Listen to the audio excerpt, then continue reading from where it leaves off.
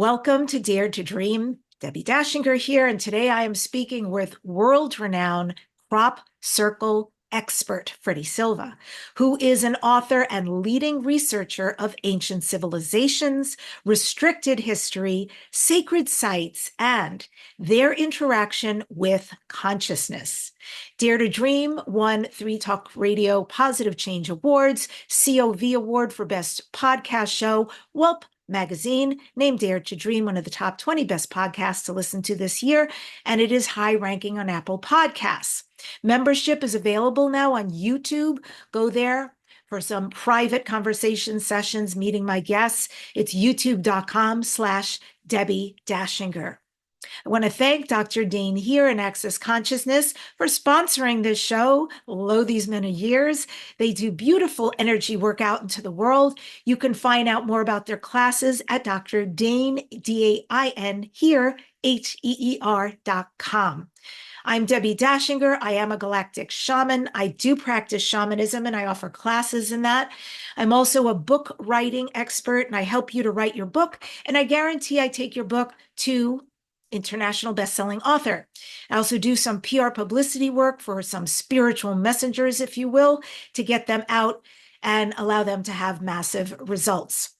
My gift to you is the free Starseed report and video, so you can find out which one of the 19 plus galactic starseeds you are.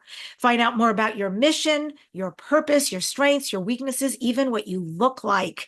And you can deep dive into this mind-blowing information. It's at debbidachinger.com/starseed, DEBBIDACHINGER.com/starseed. I've got a new program opening, and it's going to be 3 weeks of working on you using animal spirit medicine. The program is a profound journey into the sacred mystical realm of animal beings who have chosen to incarnate from their starseed self into this life in order to bestow a lot of wisdom on us. You'll be learning and doing meditations with these animals every week, so you come back and get the blessings and the information to start to transform your life. Go to debbidachinger.com/shaman. There's an early bird special price right now. And again, it's Debbie, D-E-B-B-I, Dachinger, DACHINGER.com/shaman. If you are ready for a vacation that means something, join me. I am speaking on the Galactic Origins Cruise to the Yucatan in December. Unbelievable presenters. I can't wait to hear. And there's just a few cabins left. Also, they've got a special discount right now, ending very, very soon. So definitely reserve your cabin and your experience. Plus, we're visiting sacred sites in the Yucatan. It's debbidachinger.com/cruise, DEBBIDACHINGER.com/CRUISE, cruise. Well, my guest today is Freddy Silva.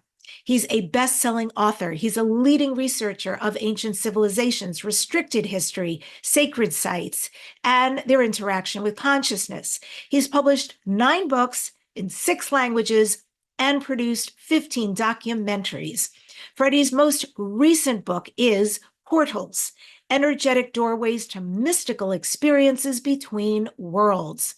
Described by one CEO as perhaps the best metaphysical speaker in the world right now, Freddy leads sell-out tours to sacred sites worldwide. And for 2 decades, he has been an international keynote speaker, in addition to appearances on GAIA TV, History Channel, BBC, and countless radio shows, such as this one right now. You can learn more about Freddy at invisibletemple.com. And with that, I invite and welcome Freddy Silva to Dare to Dream. It's super great to have you here. Hello, Debbie. How are you? Very, very well. Where are you from originally? I'll give you 3 guesses, and it's not my accent. I was actually born in Portugal. I moved to London when I was 8, spent half my life there, and then spent the rest of it here in North America. So I'm sort of, I don't know, a world citizen. I collect nationalities for a living. Very handy. That's great. You've got a tri accent there. Beautiful. And I want to discuss these portals. Love the idea of portals. I think most people love the idea. I know this because they buy books about them in fantasy and they go to movies about them in order to be transported to another world or land or realm. But you actually have experienced them yourself, which makes this way more fascinating. So, just for the audience, Freddie, here at the beginning, describe and define what is a portal, what factors define a portal. Yeah, if anybody's actually watched Highlander, which 'cause I only watched one episode, and I thought, oh dear. I actually wrote a script for the potential of people going to a stone circle and disappearing into another lifetime, and then Mm. it comes out on television. I thought, someone's plagiarizing me through my dreams. But you know what? The reality is actually much closer than the fiction because these portals exist all around the planet, and they're literally hotspots where the laws of physics as we understand them right now behave a little bit differently. And wherever the electromagnetic spectrum and the gravitational field change a little bit locally, your body, because it's essentially electromagnetic, it interacts with these locations, and then you have these extraordinary experiences. If you're open to them, of course. You can't just go in there as a skeptic and say, I don't believe in this, in which case your body shuts down and you won't. And that's a self-prevention exercise. But because we've lost that contact throughout the millennia of going to nature and experiencing these directly, our predecessors recognized that we'd lose this connection and they decided to mark them for us for our daily lives. So those famous temples that you can think of, the Great Pyramid, Stonehenge, anything around the world that has the word sacred on it, they're all built on top of those portals, and the place where you often find that hotspot of energy eventually becomes called the altar, such as the altar in the Gothic cathedrals that we find throughout Europe, which are built on the old stone circles. So essentially, that's what it is. It's a place where everything becomes much more tangible with the what I call the room next door, what some people call the other world. So Mm. be careful what you take in them because you might just get back exactly what you requested. Interesting. And so, is this something that we here can all experience, or does it take a certain kind of personality or way of thinking or being that we would be able to pass through a portal? Oh, it definitely something for everybody. There was no hierarchy, but there are a couple of parameters that you should be aware of, and that is, first of all, you got to be mindful of your environment. And most people, especially today with all the little rectangles everybody's attached to, like umbilical cords, night and day. You tend to sort of lose track of the world around you. And one of the things that I tell people, in fact, it's a little trick I play on people when we go off on tour to sacred sites like in Egypt. They want to experience something. And the first thing I'll say is, if you're going to experience something, you will. And everybody's very happy. And I said, yeah, it'll come right from you because you want it to happen. That's not what it's about. You have to go there with a certain idea, something that you're looking for, because the portal is a living entity in itself. And it's asking, well, what do you want?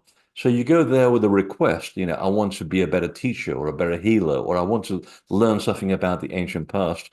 And it'll go, okay, we've got something for that. And it'll direct you to a certain location. So you find yourself suddenly going to a different temple that you thought you were.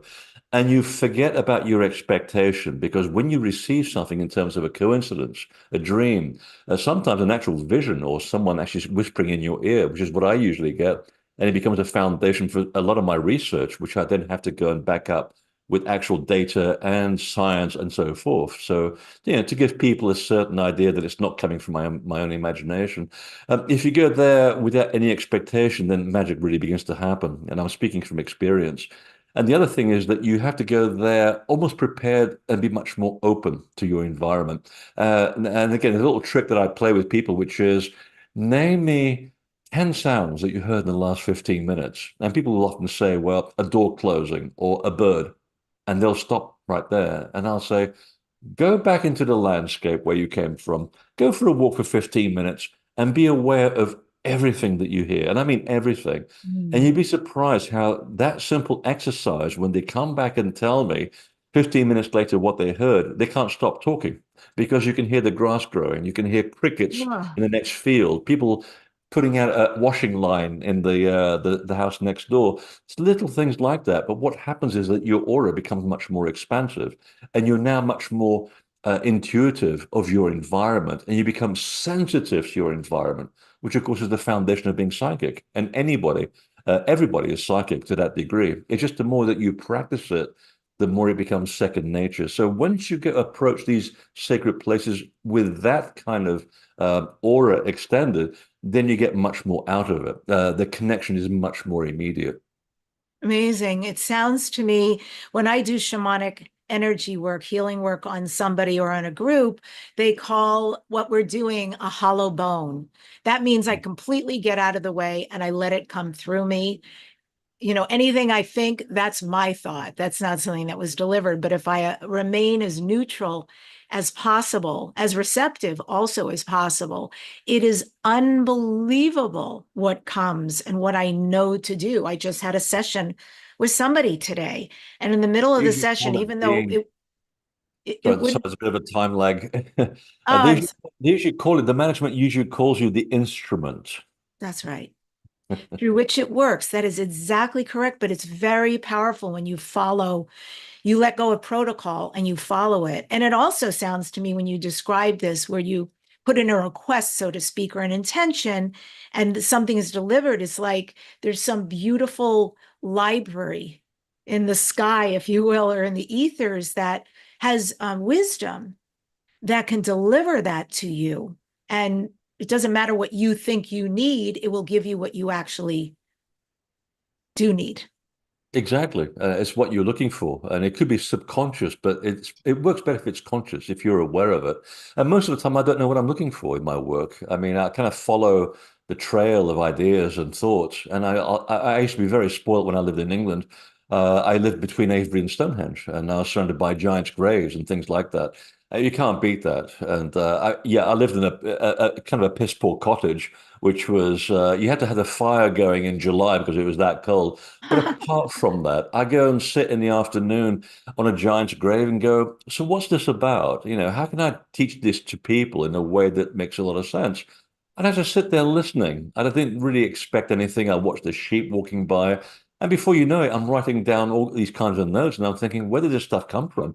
Of course, it's coming from the spirit of place because I put the thought out there that I'm trying to be a better teacher to people. And the best way is to contact the people that built these places in the first place, Oh my not from academia or anything, because they're so detached from the process. So that's usually my go-to thing is say, what is this all about? Expect nothing in return. And there's a flood of information. And then you spend years researching it, and then books come out, videos come out, and that's essentially how the process begins. But it literally is interacting with that spirit of place or that holds the knowledge of the land, which then takes you to an astral reference library. And then all things are possible. In fact, when I was researching the material for this current book, I was amazed that people like Pythagoras and Plato and even Leonardo da Vinci were practitioners of this art of going to these portals, which of course in their time are the Greek temples or the Roman temples. And they would go there and do exactly what we've done. And they come back with these great ideas. And we go, well, aren't they really clever? Well, yes, they were. But they also got the idea from another astral reference library and then reinterpreted it through their wisdom to give their information to us. Yeah. In your latest book, Portals, Energetic Doorways to Mystical Experiences Between Worlds, you give an analogy, which is to compare a portal to a plank of wood. How is a portal like a plank of wood? You've got to sort of look at the plank of wood with all of the little striations on the wood, and then once in a while you get these knots, okay? And they're beautiful. Once you polish a piece of wood, you get little knots in the actual wood. That's the portal in a landscape. Everything looks like it's very normal, but then you get these interruptions in the order of things, in the right way, of course. And then those are the little eddies of energy that we step on them and we go, oh, hello, there's something very different here. and anybody that's got their antenna extended will immediately feel this stuff. And it often feels like saran wrap, when you're walking into, among a landscape and you reach out with your hand and the air is a little bit different. It smells different. It's much thicker. And you put your hand out, it's like touching saran wrap. There's a little film that clings to the palm of your hand, and you get something called, in very technical terms, the tingly winglies. It's essentially all your electrical impulses are on the palms of your hand. I mean, this is the most sensitive part of your body. So when you're actually reaching out and you watch what happens to the fingertips, you get this sudden tingling sensation, and that's because you're interacting with a different electromagnetic environment, and that goes into your nervous system, and that nervous system then starts to translate the information through the DNA and for the other mechanisms of the body, goes to your brain, and you get this image or something. It could be a person, an animal, it could be a color. It depends on what level you are in this term, in this work. Some people can actually see physical beings when they walk into these portals because they're already so well developed. So that's how, essentially, in terms of the mechanistic concept of nature, how it works. You're interacting with another level of reality, but it goes through your fibrous system and then it develops into an image. Hmm. So you mentioned earlier Outlander. Of course, that was a series of books I read many years ago. Then they made it into this incredible. They did such a good job with the TV show. The final season was, I think it was last year. Oh, really? It's a big deal, yeah, to open us up to Go on that here. idea. And you also mentioned, Freddie, you speak from experience. So will you share with the audience, what was it like for you the first time that you had an interaction with a portal? What occurred and what was that like for you?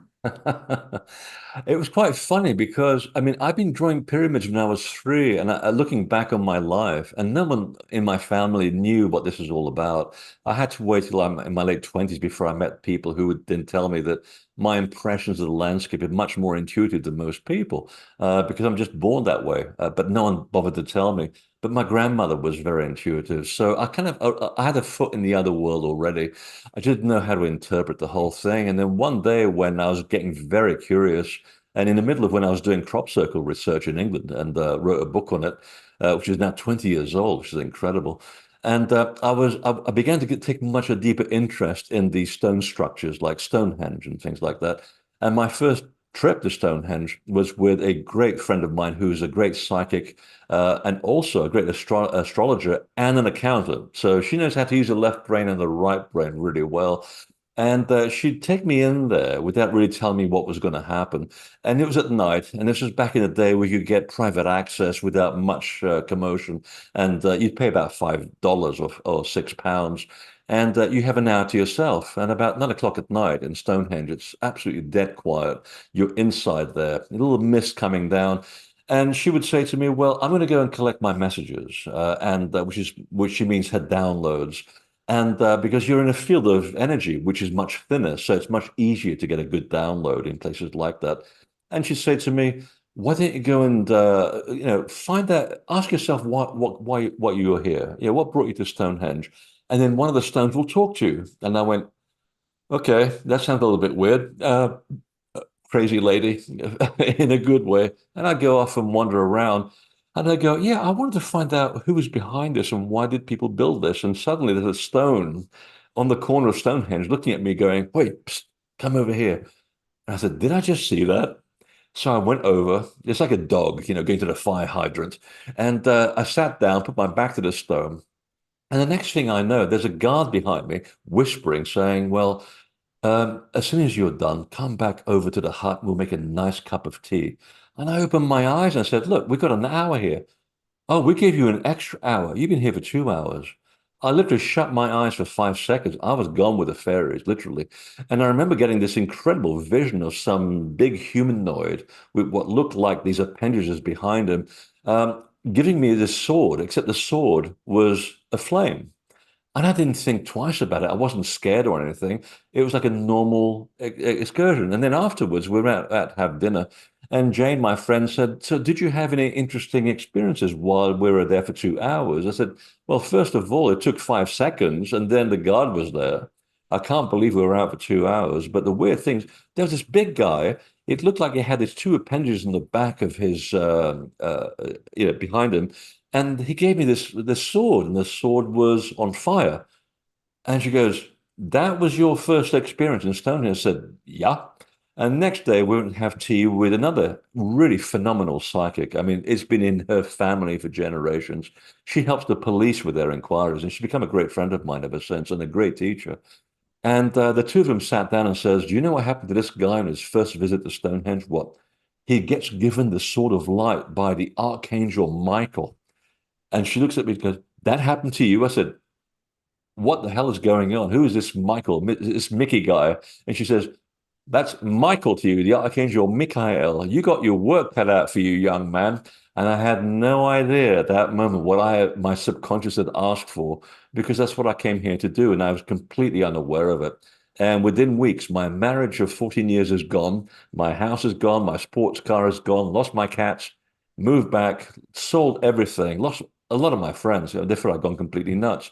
And I began to write down what became an international bestseller, which is the book on crop circles, and then the books on sacred space that followed after that. And I've been on a 30-year tour, and I had no idea this is what's going to be happening to me in my life. And I love it. Absolutely adore what I'm doing because it was my calling. It was in my blood, but I had to give them that push over the edge with a personal experience to really understand what was going on and tell people that this is what happens in sacred space. If you just allow it, something magical really does happen, and then your life changes for the better. Doesn't mean it's going to get better in terms of the hurdles. You still will get hurdles to improve you as a person. But the thing is, hopefully, at the end of the experiences, and I had a lot of experiences, you come out of it a better person, and that's what it's about. It's making you realize the purpose of the soul that's in this body and what you came here to do. And if you can do that in one lifetime, you've done really well. Oh, I agree with you so much. That's a profound story because at a juncture such as you describe, when your new friends are telling you, my God, that was Archangel Michael. He was handing a torch over to you to carry on down a very specific path. People could have made many different choices should they have had the same experience. But the fact that wow, those are significant changes that you allowed to happen in order to pursue what you say your soul came here to do. And Yeah, and I'm you have to have a proud of certain amount of you. trust. You have to have a certain amount of trust and no fear, obviously. If you take fear in with you, you're lost. First thing you learn is control fear and emotion. Trust the process because after a while, and don't take it for granted, obviously, but trust the process because it's there to guide you. We all have these potentials sitting and waiting to help us. We have to ask for that help. If we don't ask for help, they're not going to intervene in your life. And that's another thing that I've learned as well. You've got to learn to ask. And then it happens in mysterious ways. You might get levitated in a crop circle. And yes, that's happened to me as well. You might see people coming out of stones, and I've seen those coming out of the Great Pyramid on several occasions, as have the people that have joined me on tours.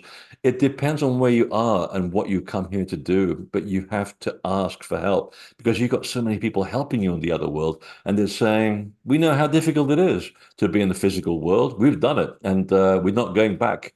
Because we know it is difficult and it's challenging, but we've done it. We got the T-shirt, and now we're helping people like yourself. But you've got to ask us to intervene on your behalf because that's the way it works. So yeah, don't be shy about asking for help, and then be careful what you ask for because you will get it. Yeah, very powerful. I'm going, by the way, to Stonehenge. I'm speaking in Glastonbury. I'm flying there in a month to speak at Oh. an event. And it's so interesting. I never even thought about this. It's called Portals to Ascension. Whole world, but I'm very excited That's a very about. good title. Yes, it is, considering our talk, and maybe I will meet you at a portal.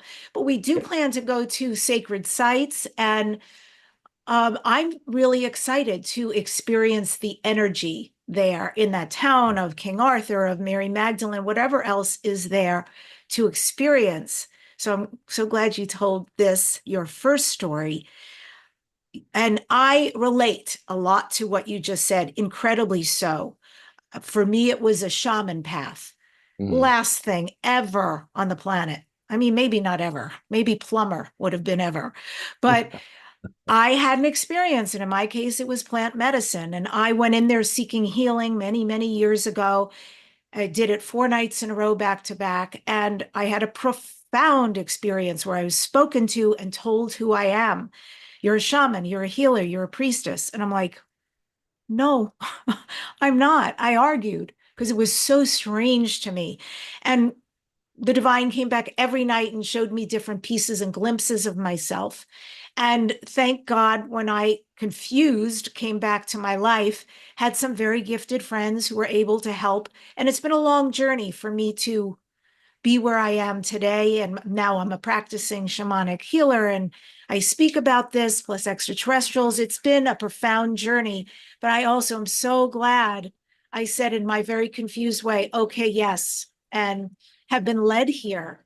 So to that end, I want to go into this because you bring this up in your book, which is like, this is beautiful, the information you give in your book. So here's a quote from your Portals book, Freddie, which is, to our predecessors and today's living shamans, portals assist the enlightenment of the individual by providing a more direct conduit to an astral reference library, much like what you described in your story, or the means to communicate with other entities, be they alive or long since dissolved. So I Mm. am interested in the shamanic aspect of this. Have you known shamans who utilize these portals? Oh, absolutely. I mean, this one of the things that you do and especially when you kind of don't have the confidence or you kind of have too much head stuff going on.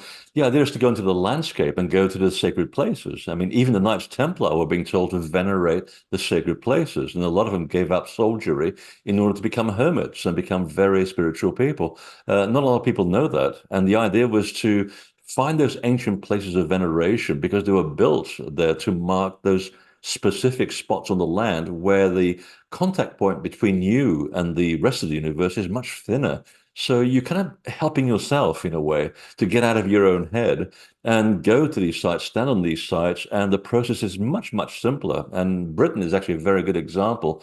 I mean, I know people in Cornwall and Devon that still go out there very regularly to the stone circles because they're not very well visited in Devon and Cornwall. There are not many motorways that go out there. So Glastonbury, of course, everybody goes up the tour, and sometimes they make a mess of it too.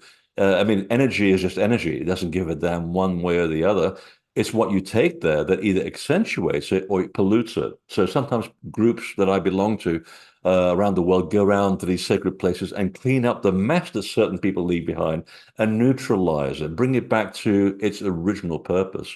And since you brought up Glastonbury, there is a mirror image of Glastonbury 5 miles down the road. It's called Barrow Mump. Hardly anyone goes there. So if you want a nice, quiet place to do the same work that you will do on Glastonbury Tour without anyone bothering you, you go to Barrow Mump. And there's a very nice pub at the bottom of the hill as well, or we call it a research center as well, which is a That's great. so yeah, people you still use it all the time, and Native America as well. There's a hill outside of Santa Fe called Sikumu, and I often tell this to people, and they'll go out there. They're expecting some big temple, and they're totally disappointed when they get to the summit. They're just a pile of rocks. Well, that pile of rocks marks exactly where the portal is for people who can't sense it and they can't see it. So they'll write back and they'll say, "Well, I was a bit disappointed. I traveled all the way to Santa Fe. There was nothing to take pictures of." I said, but that's the point. The point is to experience the pure energy of this summit, which is where the local tribe, the Tewa, still use to this very day. So they are everywhere. There's even, for example, right now in my apartment, there's only one place where I can put my computer and do my work. There's only one place happens to coincide with a telluric current that flows through the building that goes to an original portal just a block away where the local Native American tribe used to have their sacred site. And I used to live there. I used to rent a room there before I bought this place. So I'm literally using the same portal to help me. And then my work also helps the portal. It's a two-way street. So sometimes it's very difficult to get any sleep here because part of the line goes right through my head in my bedroom, and there are days here where you have to take something to sleep because your mind is working overtime because you're feeding off the energy, which is electromagnetic. So it's still used today everywhere around the planet, even downtown in New York. People say, well, I wish I was in the middle of the countryside. I said, well, you can go up the Hudson River and look for these places where people have built these sort of underground little caverns made of stone. They're all along the Hudson, and they've been found to be highly electromagnetic as well. Well, that's what they were used for. But if you walk around downtown, around Rockefeller Plaza, watch what happens to your body when you're walking mindfully. There are certain parts around there, specific buildings, like the Chrysler Building, for example.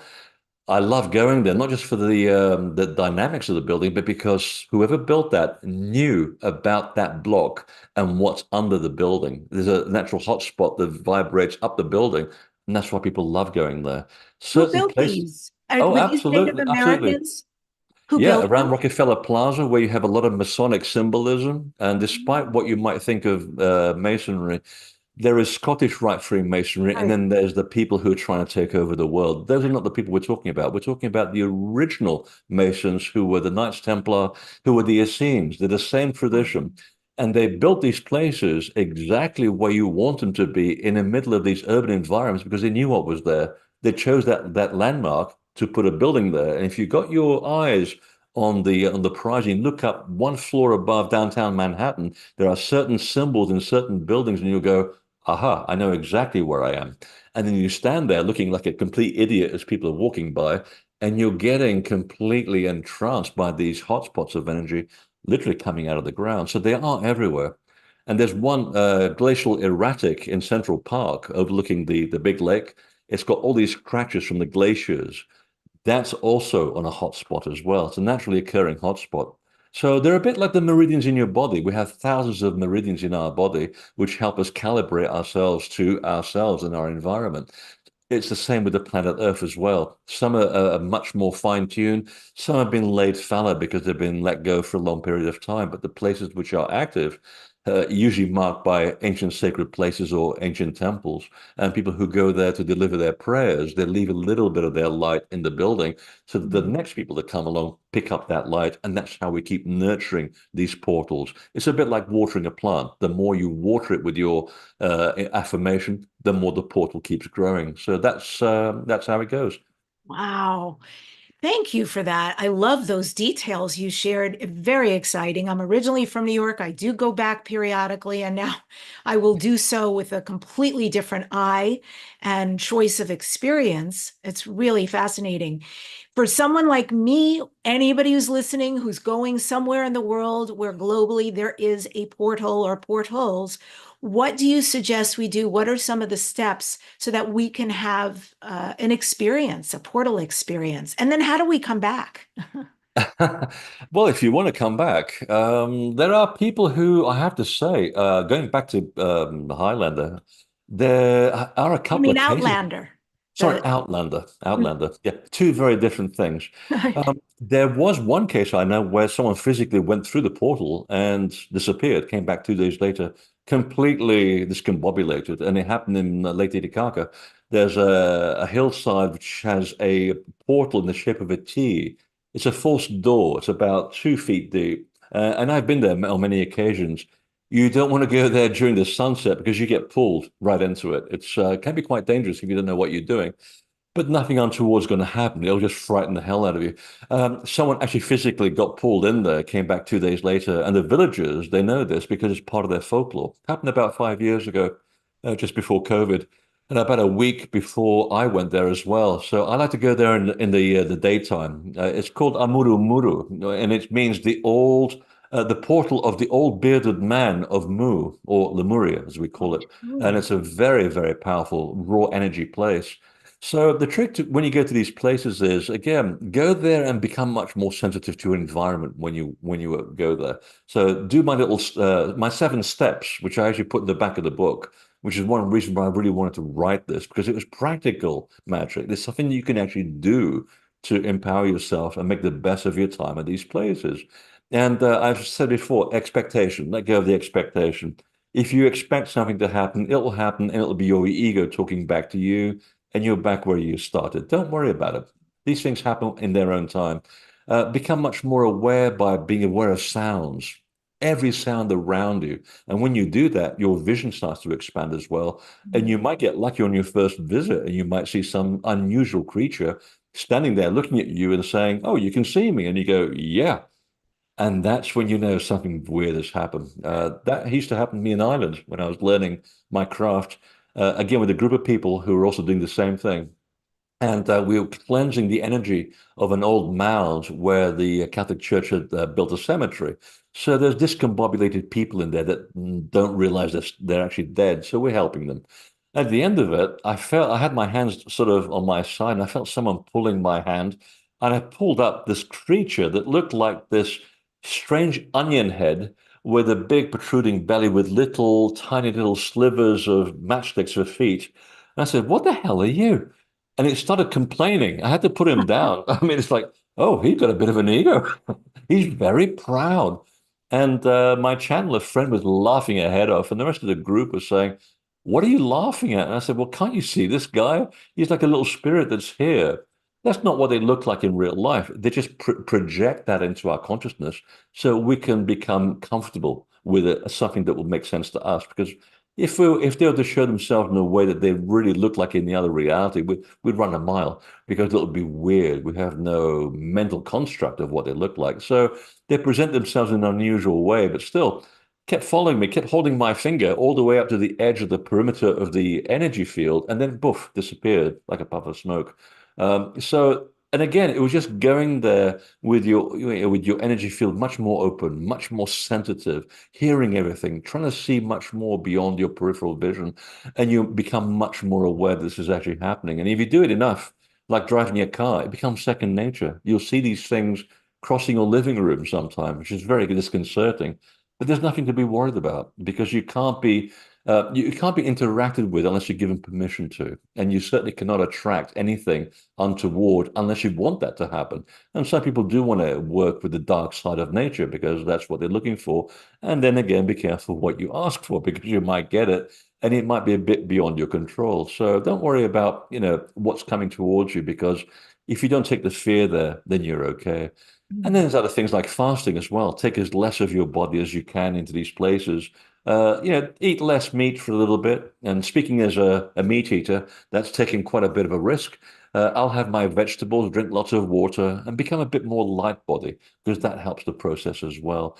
So there are all these little things that I teach in the third part of the book as to how you can actually make the best, excuse me, of your time in sacred space because you want to make the best of it, especially if you live far away from these places. Yes, absolutely. You put something on social media recently on your, I think it was your Facebook page, which read, "Perhaps we have become soft as a species.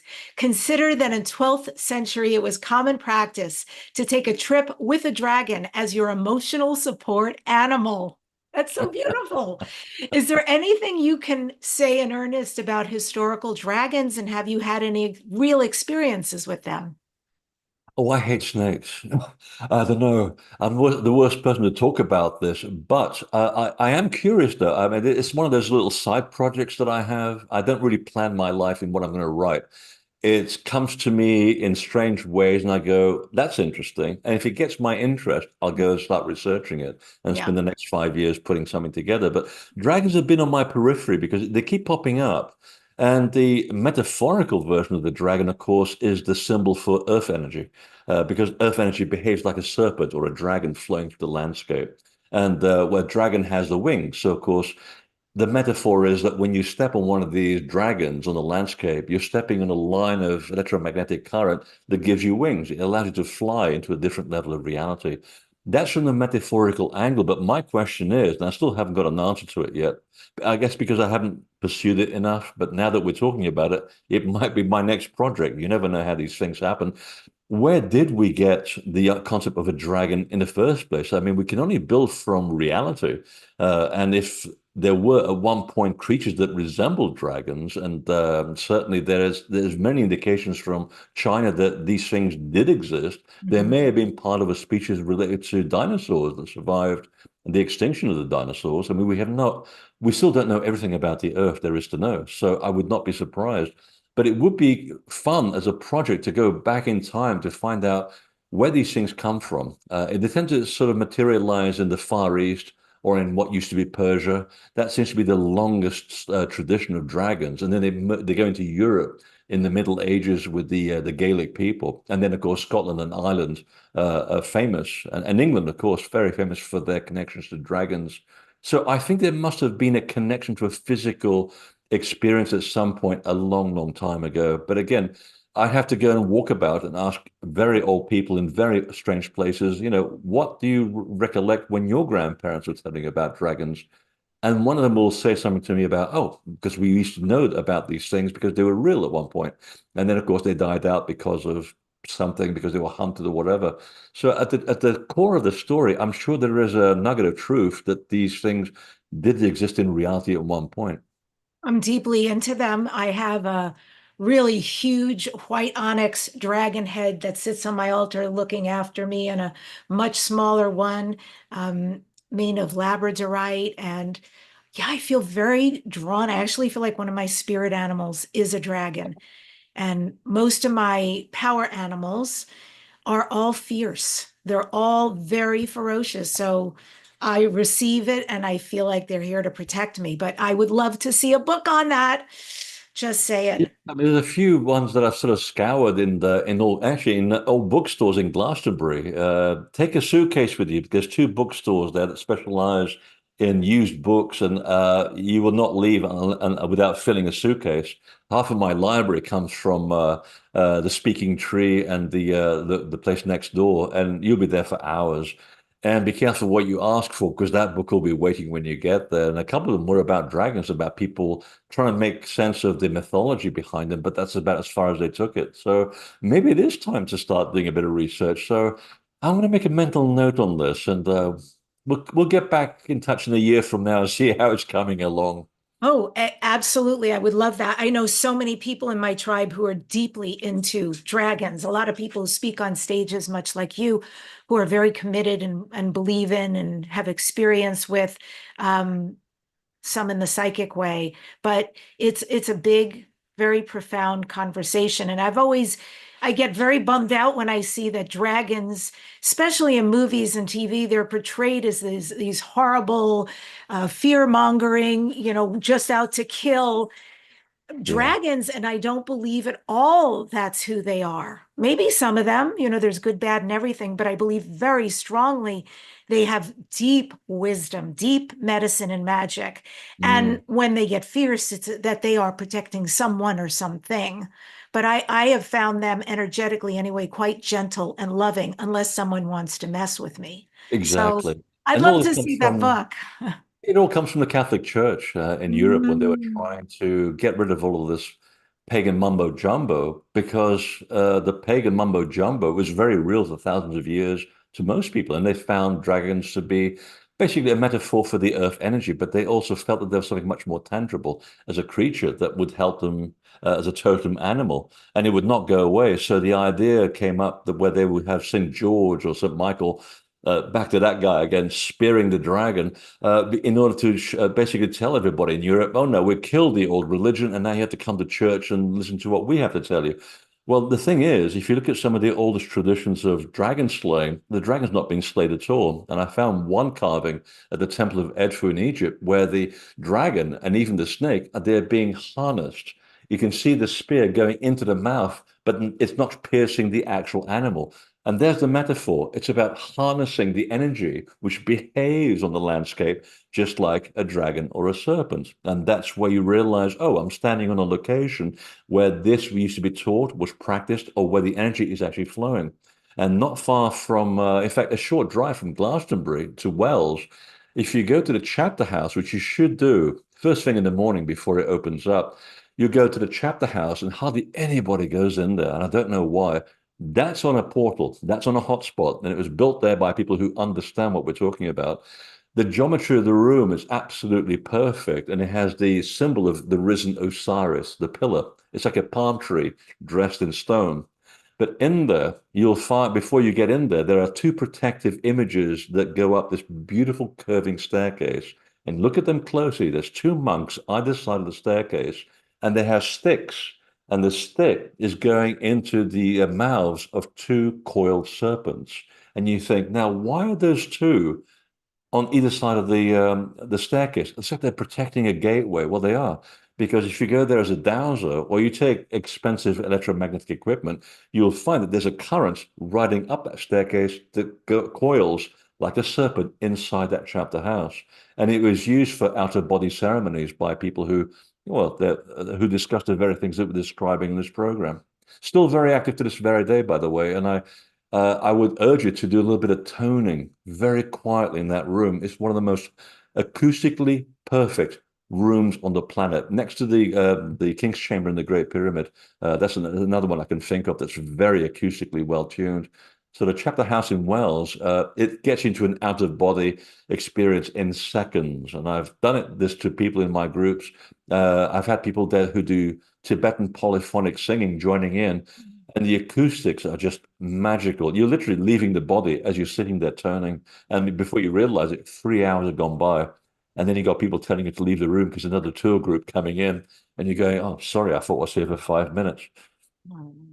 Oh my gosh. The world is a wonderful place. You just have to go out there and experience it.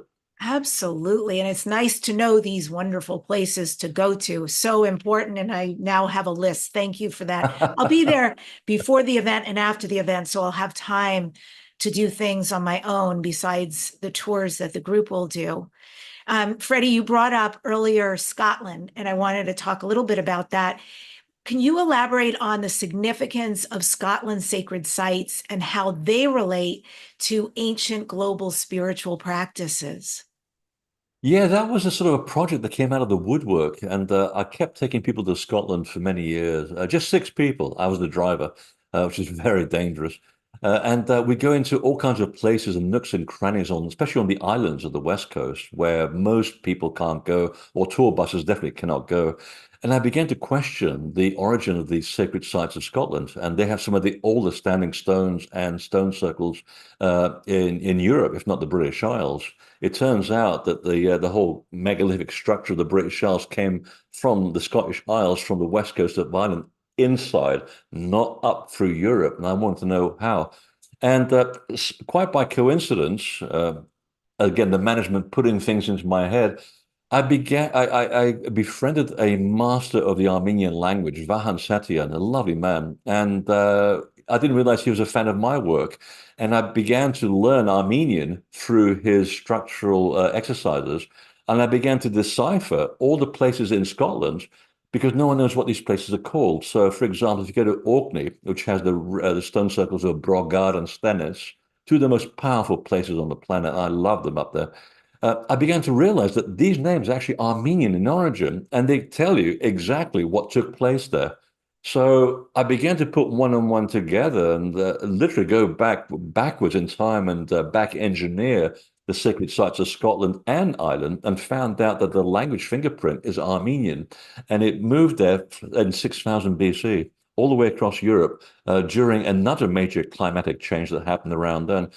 So all the customs and traditions of what used to be the Tuatha De Danann, who were the divine bloodline of Eastern Europe, who go back to the Anunnaki of Armenia and Sumeria, who then became the divine bloodline of Ireland, the Tuatha De Danann. Same word, just a different reiteration because of the linguistic change over time. And that became the foundation for the book of Scotland's Hidden Sacred Past, of understanding the geometry, the layout of the landscape, what these sites were referring to. And we used to think it was the sun and the moon, and to most extents they are. But all of them reference the first risings of the belt stars of Orion, just like they do in Egypt. And there's another connection with the divine bloodline of Egypt as well. So we're now in historical times looking at people who have been kicked out of Europe because of the extended religious practices, and they're finding a foothold at the very northwestern corner where they're allowed to practice their system of measure, system of looking at the sky and drawing the energy of the stars to the ground, and then teaching people about the mysteries of life to what became known as the Druidic culture. So it's a wonderful story, and I didn't see it coming, and no one's ever written about it. So it was a 8-year exercise in listening to the landscape, hearing the spirit of place, putting ideas into my head, and I write these things down and go, well, how can I prove this without people thinking I've gone mad? Because my job is to convince skeptics to come into the conversation. Otherwise, it's easy convincing people who already believe in this. I want to bring in more people to understand what we're talking about. And then, of course, it's 8 years of research. But it all starts with that connection of going to these portals and saying, well, where does this come from? And boom, in comes the information. You just got to hear. Who would have thought Armenian language in Scotland, especially with, I've lived in Scotland before when I was a performer, and they have such a distinct accent. There is no doubt. Oh, have you And they're noticed? delightful people. But that's incredible. History is incredible, and how people without the transportation means that we have today were Yeah, able to get around the world as they did. But very much what you said about religious practices and maybe agriculture and astronomy and so forth, that people would shift where they lived globally depending on where they could practice being themselves yeah. without being persecuted for it. They got around much more than we give them credit for. And the story actually picks up in Easter Island in New Zealand, which is something I'm now working on. Yeah, I had no idea that Armenian language ends up in New Zealand with one of its original cultures, which is not the Maori, by the way. These people were there thousands of years before the Maori. And their famous place names, and there's some incredible landscape temples down there, which I thought were Maori names. It turns out they're Armenian names in origin, and can trace their bloodline back to Armenia thousands of years ago, and that's not been written yet. It has to come from their tribe first before I can publish it as part of the decorum. It's a matter of respect for the local culture. So that's something that's also brewing up as a result of what I discovered in Scotland, just putting one and one together. But again, they were saying that the Egyptians were also traveling the Pacific because they were great seafarers. And I heard that story in South America. And people like Viracocha and his seven helpers who are called the Hai Wapanti. And I thought, well, what does that mean in Aymara? And they said, it means shining people. I said, well, wait a minute. You just told me that these are the same people as the followers of Horus, the shining ones, who are also in a group of seven, who also had one charismatic leader that led them. And he was married to the only woman in the group. And I said, yeah, completely matter of fact. And I thought, so the Egyptians were in South America? Oh, yeah. They used to go all the way across the Pacific thousands of years ago during the end of the Ice Age. And at that point, you just shut up and you listen, you take notes, because these people, their predecessors were around when we were still scavenging for roots in Europe at the end of the Ice Age. So who are we, with all the academia in Europe to write the history of the world when these people in some parts of the world, their ancestors were closer to the events than we are. So why not hear what they have to say? Yes. And you mentioned that your predominant expertise is in crop circles, which is an amazing, fascinating subject. It Oh, yeah. mystifies people. There's not always answers for a lot of what we see, but it's very clear what we're seeing may not be made by humans. So, what for you, Freddie, are some of the most intriguing patterns or messages that you found in crop circles? Oh, have you got 5 hours? I do. For I, you, I I do. I actually reprinted my first book. It was an international bestseller because it went out of print and people were swapping copies at $400 a copy on eBay. And I said, well, I'm Wow. not making a penny out of that, and I don't want people to pay that kind of money. And it's had a resurgence. Most of the stuff since 2003 has been man-made. I'm sorry to say that, but it is true. It was a conversation, and the conversation began in the 19th century, not the 20th century. It was very sporadic, but it was only around into the 1970s that they began to really pop up in Britain, and then they spread around the world. And up until the start of hoaxing, which really only began around 1991, when things got out of control and it was becoming a religion. The British Secret Service, MI6, paid two guys to go out and tell the world that they made everything, which is complete nonsense because there was three crop circles appearing on the same night in three different countries. So if they made all of them, I wanted to investigate them because I want to know how to time travel and be in several places at the same time making crop circles. But the nuts and bolts of it was a consciousness, a universal consciousness, which actually links back to the Egyptian followers of Horus, the Shining Ones, who are now no longer in physical body. They're part of what we call our archangels, our helpers, our guides in the next reality. And they're saying, we needed to let you know that you're in deep doo-doo. The planet is in deep doo-doo, and humanity is facing near extinction. And we've had the call for help from people around the world saying we need some assistance to help us overcome this incredible hurdle that we're in right now. Climate change is only the tip of the troubles that we're in.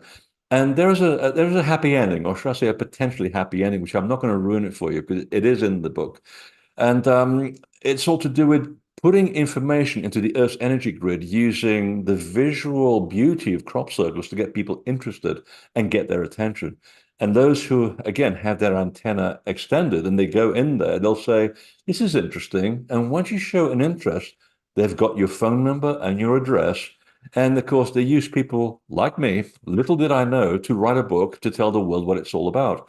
And a lot of the early circles, they contain information that we already knew about through indigenous people. In fact, it was the indigenous cultures that helped us decipher the early crop circles because they said, oh, these exist in petroglyphs.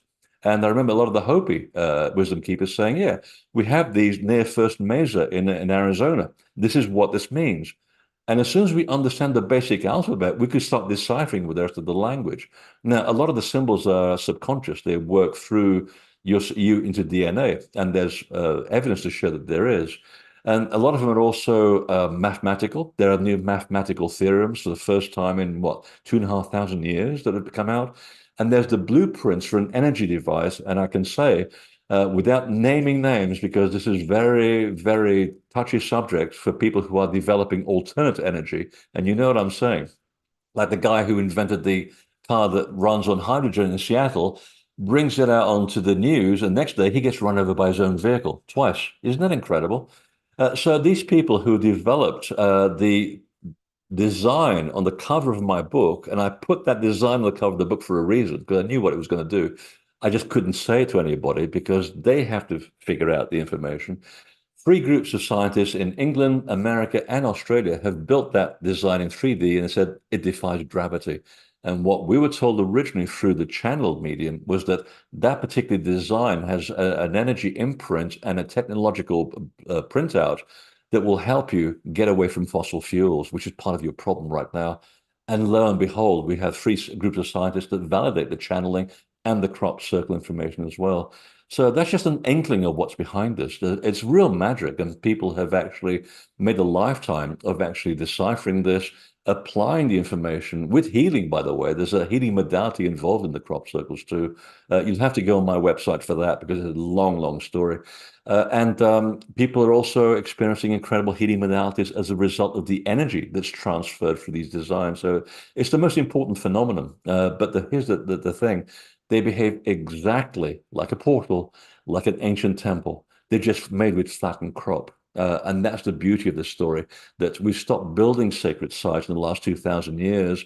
And now this entity, this consciousness, is making these new sacred sites for us on the planet. So it's all coming around full circle. So there is good news and a silver lining to all of this. What about, have you ever investigated the Nazca lines in Peru? Oh God, yeah, and I've got nowhere. I I know think it's a big Maria mystery, Rilke yes. got closest to it. I mean, she lived there for what, 40 years? So kudos to her. It's not exactly a nice place to live. And I think she got about as close as you can possibly get. To do with projections of the sky on the ground. And there are certain astrological markings which show that if you follow the trajectory of the patterns, there is a mirror in the sky. And that helps you to some degree to date them. But there are five different levels of interpretation because they've been built over many thousands of years. And you can tell you can actually figure out which groups belong to which group because it depends on the level of how much the ground has been scratched. They are literally made by someone walking the ground and scratching the very thin layer of rust. Believe it or not, you're walking on rust. It's the metal that's oxidized in the limestone on the ground, and as soon as you remove that level of red, the white layer comes up from below. So you can tell there are certain groups which were designed much more recently, and some which are much older, and they fall into certain categories. And the ones that kind of resemble animals tend to be the middle group. The linear patterns tend to be the much older, and they seem to be projecting to positions on the landscape which reveal the ascension of certain constellations. So I'm pretty sure that that's what it was all about. But as to why they did it, no one really knows. It is one of the last remaining mysteries, I have to say. But I think Maria probably got closer than anybody else that I know. Mm. Wow, I have so many questions for you. You're a font. This is incredible for It's a me. rabbit hole. It's like this, more, more. I'm at the buffet. Mm. I'm going to keep getting dishes. Oh, it's like a drug. It really is. I mean, I haven't stopped in 30 years. I've had one vacation in 30 years of touring. And I guess my job is my vocation is my vacation. Yeah. And thank you to the American tax system because I can write it off legally. This is why I had to move countries. I can actually do what I do from here rather than being back home and going to the pub every day. It's life. Okay, so I'll say this, my French is awful, but Chartres Cathedral, that is a place that's revered for its architecture, for its spiritual significance. What hidden or unconventional elements have you uncovered about the cathedral in your research, Freddie? Oh, I've got a book for that as well. I got kicked out of Chartres Cathedral for leading an unconventional tour. In other words, we Mm. weren't talking about Christian things, except we were talking about Christian things. We just weren't talking about Catholic things. And Catholicism and Christianity are two very different things altogether. Jesus practiced Christianity. Catholicism is a perversion of that story, and we won't even go there. The whole building is a huge sermon in stone. You have to start with the mathematically, if you were a musician, you go there and look at the proportions of how things are placed architecturally, and you find music scale everywhere, and that's what gives it its timbre. So when you go there quietly at night and you get special access and you tone in there using Gregorian chants, what Russian scientists found in the 90s is that when you measure your brainwave patterns using a certain type of Gregorian chant, your brain waves go 4,000% above normal waking stage. You literally are close to God at that point. And the building is doing that for you. But also, it's built on 5 layers of original temples. There's an original passage mound in the very foundation of the building.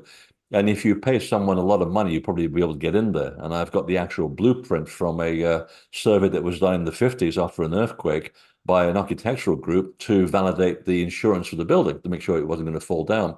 Today, they won't tell you that there's such a thing under the building, and yet there's the proof. They don't want to talk about this pagan stuff. So the energy is literally under the altar itself, and the horseshoe and the alignment is the mirror image of Stonehenge in Britain across the water, by the way. There are all of these things that you can look just on the outside of the building. If you're looking at things in terms of metaphor with the mysteries, there are certain symbols, certain people etched into the building. And if you got your eye out, and especially the northeast quadrant, which is the most profound, and the northeast direction is always the direction of the mystic. So you'll find all the mysteries of life in the northeast quadrant, including on the back of a pillar, which is the hardest part to see, or the last part you get to see in the building. Because you got to work for this, by the way. You got to really work hard to find the clues to the mysteries. You'll find the Ark of the Covenant on the back of the building in a very quiet little spot. And again, hardly anyone even looks at this stuff. And then you got the position of the labyrinth. Why is it exactly there? Why is there a labyrinth in a Christian building? There are no labyrinths in the Bible. Well, because the people that were there before, who were part of the Chartres a school of music, which still exists today, they were totally in understanding the relationship between energy, a portal, because it sits on a portal, and sound. And when you combine the two, your consciousness goes way above the scale. It goes deep into the universe. So if you look at the eye of the labyrinth and relate it geometrically to the rest of the building, it gives you the blueprint to uncovering up 2 massive pentagrams that surround the existing building. So the geometry is hardwired into the shape of a cross. Very clever. Even the relationship between the pillars is related to a second geometry, and the crown of the building, which takes in the altar, is a third geometry. And it's the geometry which conceals the rays, the 7 rays of the Egyptian goddess of sacred buildings, who, of course, is Seshat, who was the wife of the god of wisdom, Jehuti, or as you came to know him, Toph.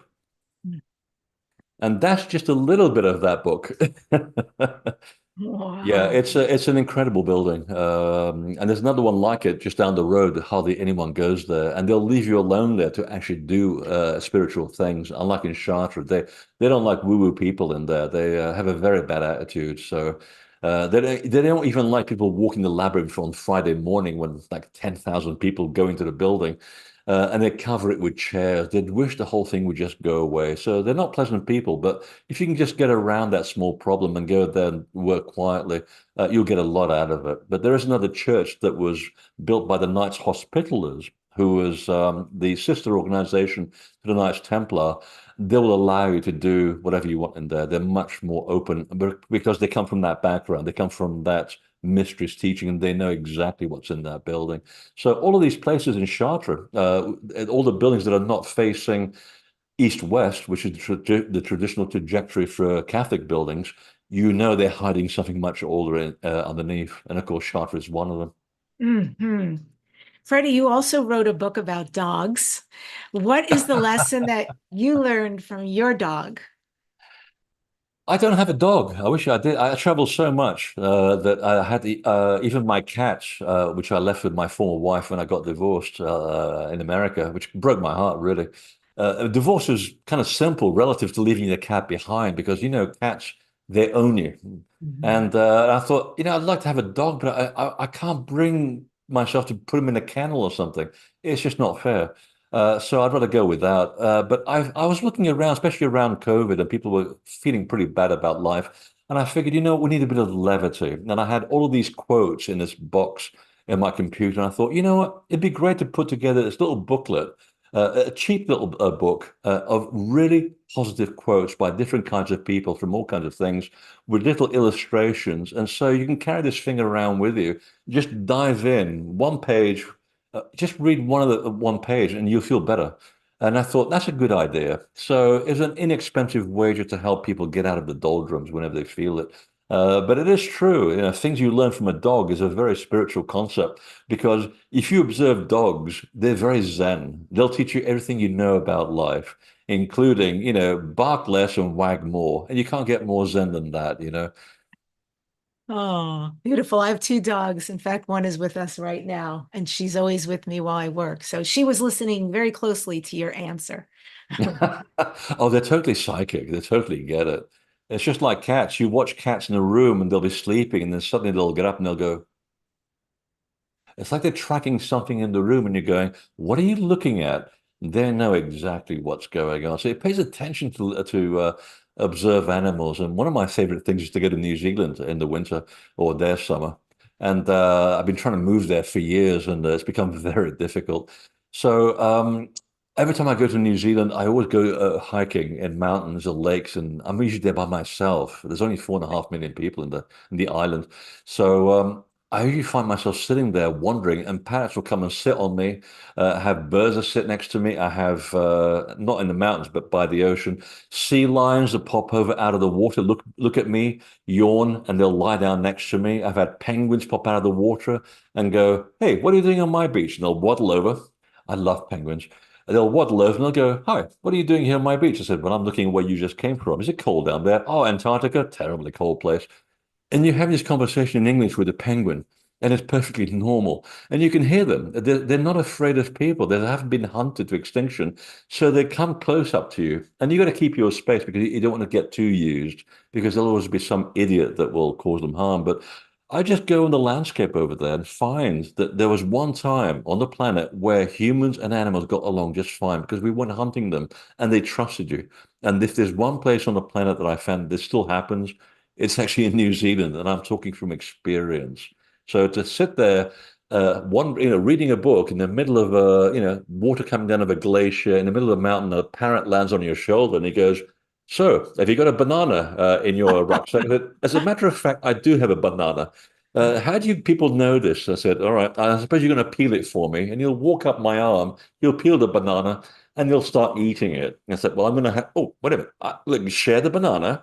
They're very naughty, but they're not afraid. So it just shows you everything is quite possible. Oh, your travels, unreal. The animals now. Yeah, that's huge to have those kind of experiences and connections. I know. I just need to have another girlfriend in New Zealand so she can, sponsor me to go and live there because that's the only way you can do it now. Have a partner there, which I did actually, and or $15 million.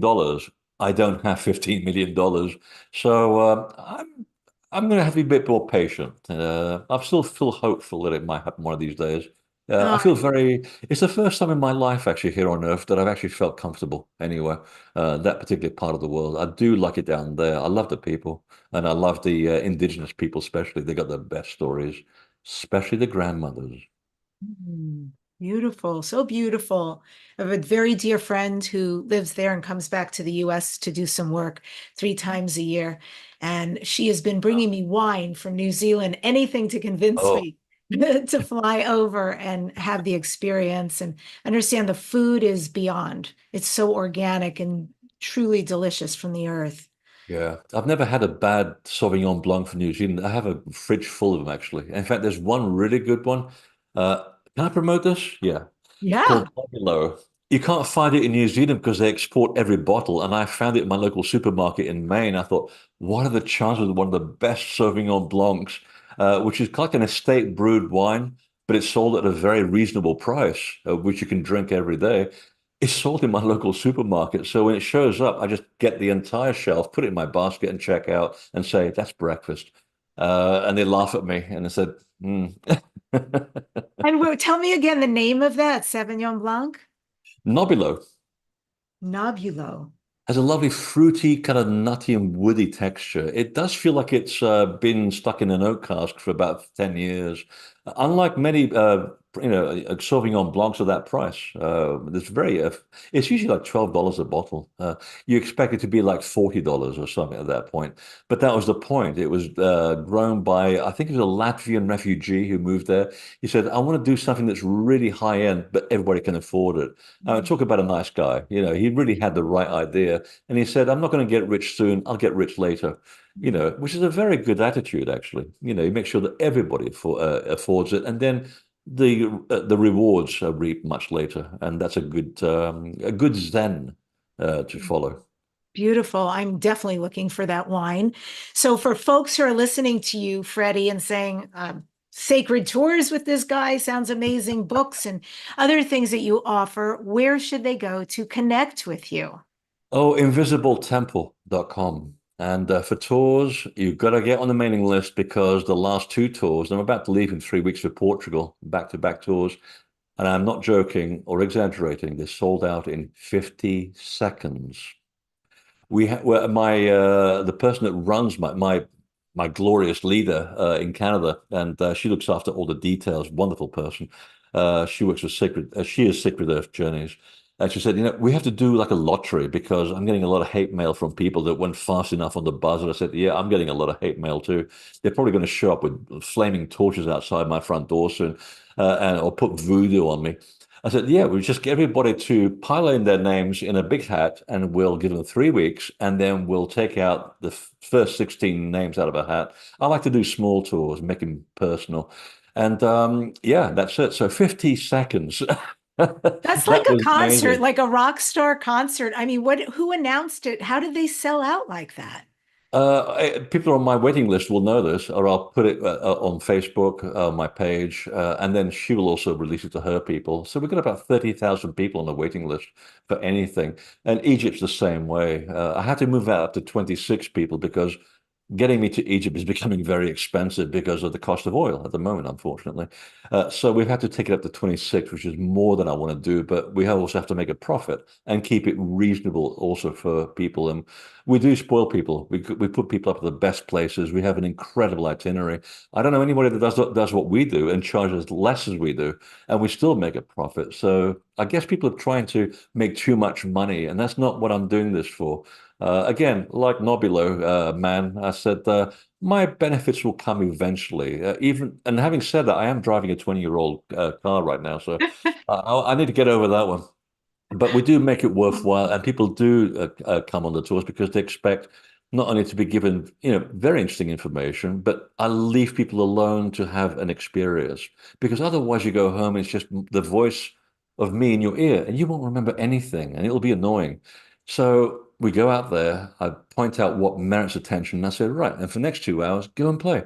Find out what brought you here and get something from the site. And it might happen now or in a week from now. But the point is to go back home different than when you arrived. And if they do, then I've done my job properly. And then, of course, we have 4 hour dinners and we drink a lot and we have a great time. And then people keep coming back again and again and again. They can't get enough. So it becomes a bit of a family, you know. And some people have been on 6, 7 tours. So, and they keep in touch with each other for a decade or so. So it becomes a bit of a camaraderie. And I kind of like that, you know. So I guess we're doing something right. Yeah, building community is very special, and your tours sound really magical. Where Proof in the people are. pudding, selling out in 50 seconds. Holy moly. Okay, so invisibletemple.com is where we find you.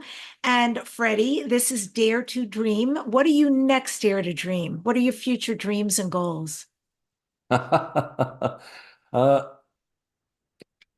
Finding out what the next project is going to be about, which is always a mystery to me. Finding a place to live, which is in Portland, Maine, is the most difficult thing on the planet. Even if you have, even if you outbid $90,000 in cash, you'll still be outbid by someone from New York with even more cash. So I need to get that sorted out. I need to replace my 20-year-old car, and I definitely need I need a girlfriend. And especially one that will get me to New Zealand or wherever it is I need to go in my next lifetime. But yeah, I'm looking to settle my personal life a little bit better, take care of that, but also watching out for the next project, which is, I'm already hearing it. I get the sense that northern France is calling, and I feel the pull to northern France and all the megaliths that are up there. And yes, they're linked to Armenia as well. But apart from that, all I know is that they're related to fairies, and that's all I know. Oh my God. Well, you are a really I took so many notes. You're a really fascinating guy. And I thank you so much for delivering such an incredible interview Well, thank you, today. Debbie. Yes, I mean, next book, next project, please reach out to me. Maybe I can hook you up with New Zealand and my friend there, and she might know some people for you. You never We'll know how these things happen. exactly. And then you'll have all the beautiful wine you want and a wonderful relationship in New Zealand Uh, I with was all just there the 3 months ago, and I'm still getting over the hangover. Met a lot of fascinating people, really lovely people. well, it's been a pleasure. I've loved having you on. And I end today's show with this quote from Crazy Horse. Treat the earth well. It was not given to you by your parents. It was loaned to you by your children. We do not inherit the earth from our ancestors. We borrow it from our children. If you enjoyed this episode of Dare to Dream with Debbi Dachinger, if you learned something today, consider following the show, subscribe to this on your favorite platform, or most important, leave Dare to Dream a great review, 5 stars. It helps a lot. Truly, it does. Whether you're on Spotify, Apple Podcasts, YouTube, or any of the major podcast platforms, because this puts this information and the show in front of people who need to hear it, who are looking for this information. Thank you in advance. Next week on the show, I am speaking with Daniel Fuson. He is a channeler, a psychic reader, spiritual healer, and coach, and he is the founder of Wildflower Fire. Thanks for joining us today on Dare to Dream. There's so much in the world to go see, be, and do, and to get out of our own ways so that we can be in touch and receive the information there for us.